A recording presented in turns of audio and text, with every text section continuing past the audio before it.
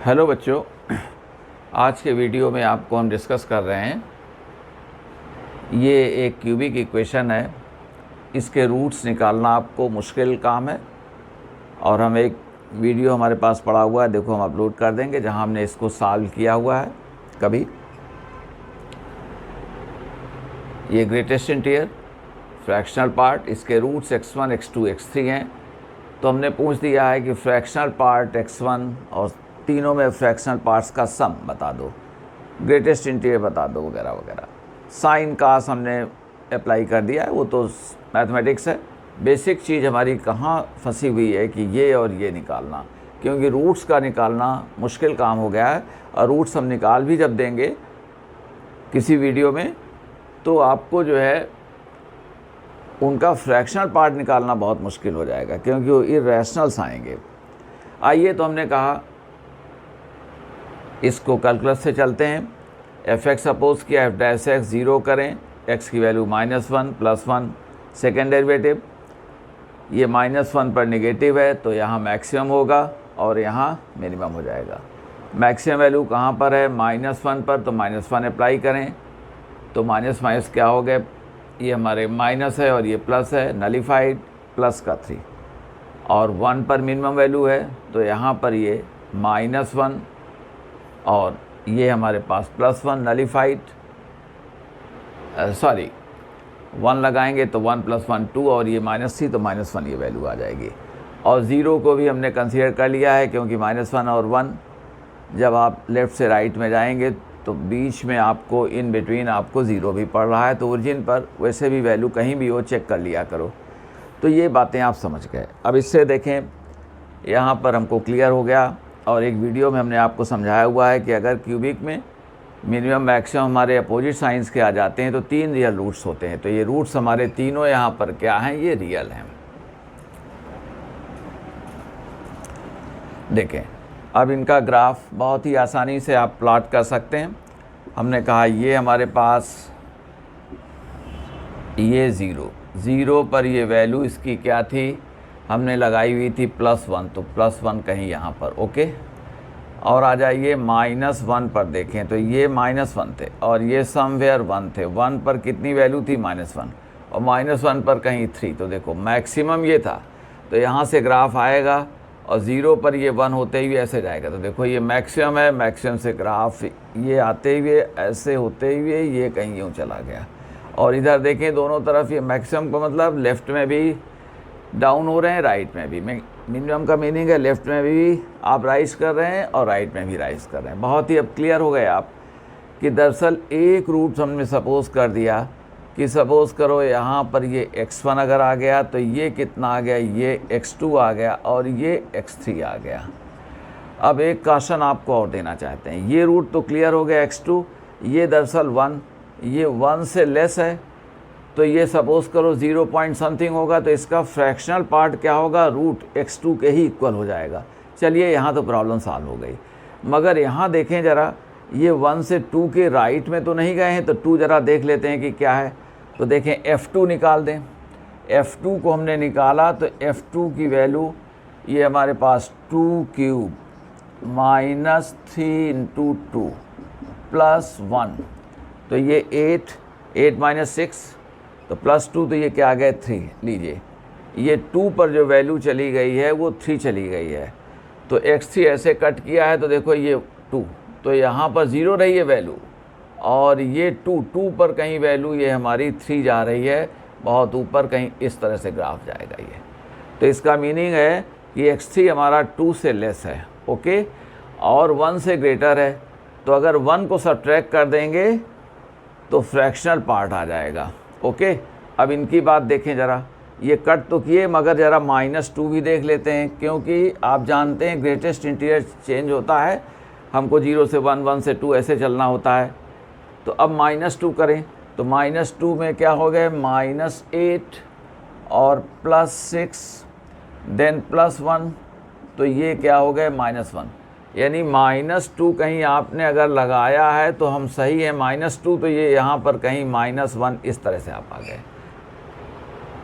हमारा पॉइंट सभी लोग समझ चुके हैं। अब हम अपनी बात कहने जा रहे हैं, किसी को कोई प्रॉब्लम नहीं होनी चाहिए। ग्राफ समझ गए, -1 पर ये मैक्सिमम है, 1 पर ये मिनिमम है, तो ग्राफ यूँ आया। मगर हमने पता किया 1 के राइट में ये कट करेगा, मगर 2 के लेफ्ट में। क्यों? ये बातें क्लियर हो गई। F2 की वैल्यू 3 हो जा रही, x3 पर रूट है, रूट पर इसकी वैल्यू क्या हो जाएगी 0, y 0 हो जाएगा रूट पर, तो आगे बढ़ा है। ओके, और यहाँ देखें 0 पर और 0 से 1 के बीच में तो बहुत ही क्लियर है, मिनिमम है, और 0 पर ये 1 है, तो इसको ऐसे कट करना पड़ेगा। ओके, एंड यहाँ पर आ जाइए -2 पर देखें, तो ये हमारा -2 से -1 के बीच में है। ओके, x1 की वैल्यू क्या है, ये -2 से -1 के बीच में। गेट माई पॉइंट, क्योंकि यहाँ पर तो 0 होगी, आगे ये डाउन हुआ है, तो ये आ गया सीन। अब आपको हम कह देते हैं जो हमसे पूछा गया है उन सब चीज़ों को हम कह देते हैं। तो आइए, हमारे पास में ये ऑप्शंस हैं। हमने कहा कि अब देखें पहला रूट हमारा क्या है, पहली चीज़ तो ये देखें कि -2 less than x1 less than -1। Therefore हमारा जो फ्रैक्शनल पार्ट x1 का हो जाएगा वो क्या हो जाएगा, x1 minus greatest integer minus x1। अब इसका ग्रेटेस्ट इंटीजर क्या हो जाएगा -2, तो x1 माइनस -2, यानी ये क्या है x1 + 2, x1 + 2। This thing is x1 + 2। Get my point. And देखें यहाँ पर क्या है, and x2 0 less than x2 less than 1, therefore fractional part x2 ये कितना आ गया x2। Second thing, and 1 less than x3 less than हमारा 2, therefore fractional part x3 equal to x3, और ग्रेटेस्ट इंटीजर लगा दो, minus greatest integer x3 equal to x3 -1।